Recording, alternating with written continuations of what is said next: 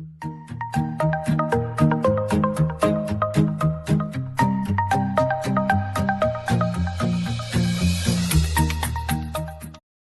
warahmatullahi wabarakatuh. Halo teman-teman, kembali lagi bersama saya Rizka Nurfaida Mukti, tentunya dengan materi biologi yang baru.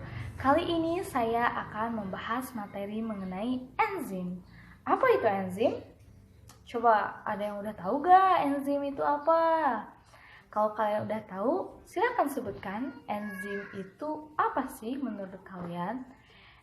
Tapi untuk sebagian orang nih, enzim ini dianggap sebagai materi biologi yang paling malesin.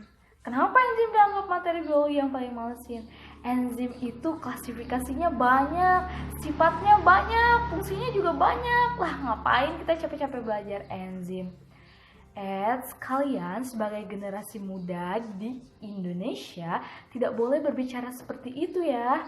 Kita harus ingat, para pahlawan itu berjuang mengorbankan segala jiwa raganya hanya untuk membuat negara kita merdeka.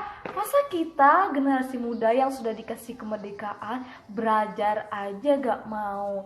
Terus mau mempertahankan Indonesia gimana caranya kalau misalkan kalian gak mau belajar? Nih ya, kalau misalkan kalian belajar itu, kalian bakal punya dapat ilmu. Terus nanti teman-teman kalian bakal rame nanya sama kalian, lo tahu gak apa itu enzim?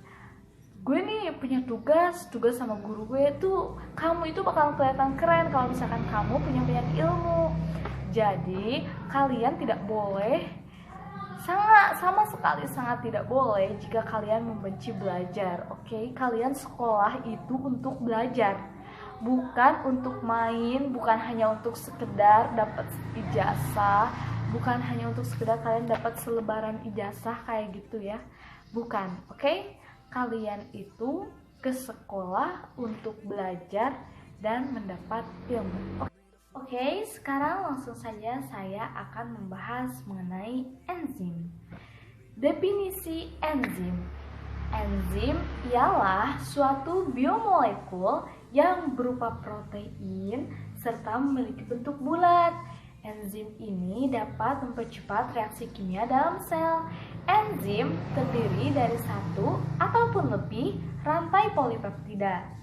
Nah, letaknya enzim ini hampir pada seluruh organ yang terlibat dalam sistem pencernaan. Serta fungsi enzim ini spesifik kok. Enzim itu hanya berfungsi pada suatu organ di mana dirinya terletak. Yang pertama, enzim itu ada dalam mulut. Dalam mulut kita ada enzim. Iya, gak usah kaget gitu. Dalam mulut kita emang ada enzim. Satu jenis enzim yang berada di dalam mulut kita ini bernama enzim amilase. Enzim ini berfungsi untuk mengubah amilum menjadi maltosa. Nah, sekarang coba kalian ingat-ingat. Kalau misalkan kalian makan, kenapa sih nasinya itu suka terasa jadi manis? Hal itu disebabkan karena kinerja enzim amilase dalam mulut.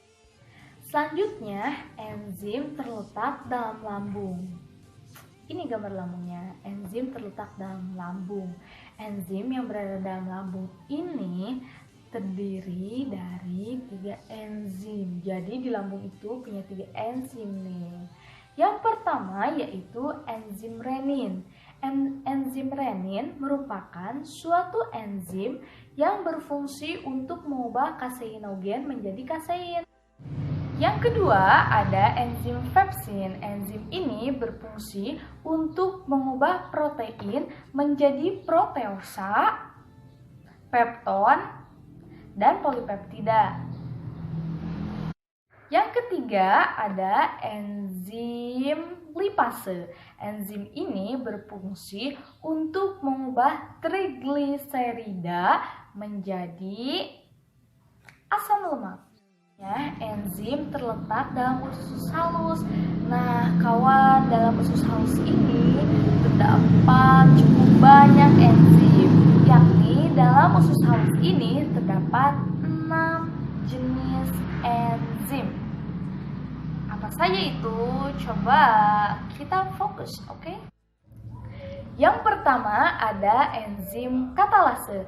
Enzim katalase ini berfungsi untuk mengubah laktosa menjadi galaktosa. Yang kedua ada enzim maltose. Enzim ini berfungsi mengubah maltosa hasil dari kerja enzim amilase menjadi glukosa. Ketiga ada enzim lipase. Enzim ini berfungsi untuk mengubah lemak menjadi gliserol dan asam lemak. Yang keempat ada enzim enterokinase. Enzim ini berfungsi untuk mengubah tripsinogen menjadi tripsin. Kelima ada enzim peptidase. Enzim ini berfungsi untuk mengubah peptida menjadi asam amino. Yang keenam ada enzim sukrose. Enzim sukrose ini berfungsi untuk mengubah sukrosa menjadi fruktosa dan glukosa. Selanjutnya, enzim ini terletak di dalam pankreas. Enzim yang terletak dalam pankreas tersebut diantaranya sebagai berikut. Yang pertama ada enzim tripsin. Enzim ini berfungsi untuk mengubah protein menjadi polipeptida. Yang kedua ada enzim lipase. Enzim ini berfungsi untuk mengubah lemak menjadi asam lemak. Ada enzim amilase. Enzim ini berfungsi untuk mengubah amilum menjadi maltosa atau disakarida. Yang keempat ada enzim karbohidrase. Enzim ini berfungsi untuk mengubah amilum menjadi maltosa. Baby, take my hand, I want you to be my husband, kiss you my Iron Man, and I love you 3000. Baby, take a chance, cause I want this to be something straight out of a Hollywood movie. Yang berwarna hijau ini merupakan apoenzim. Apoenzim ini menentukan fungsi biokatalisator dari enzim. Apoenzim ini memiliki dua sisi. Yang pertama, yang seperti setengah lingkaran ini dinamakan sisi aktif, sedangkan yang meruncing ini dinamakan sisi allosterik. Yang berwarna biru ini merupakan suatu produk. Yang berwarna merah ini merupakan substrat yang nantinya substrat akan menyatu dengan sisi aktif dan saling berikatan. Sedangkan yang bergaris-garis ini dinamakan inhibitor konvertitif, merupakan penghalang untuk saling terikatnya sisi aktif dengan substrat. Yang berwarna pink ini merupakan kofaktor atau aktivator yang nantinya akan saling mengikat dengan sisi allosterik. Tetapi dia memiliki suatu penghalang dinamakan inhibitor non-kompetitif. Ini akan menghalangi bersatunya sisi allosterik dan juga kofaktor. Mereka semua ini merupakan komponen enzim kawan, jadi kalian harus selalu mengingatnya ya.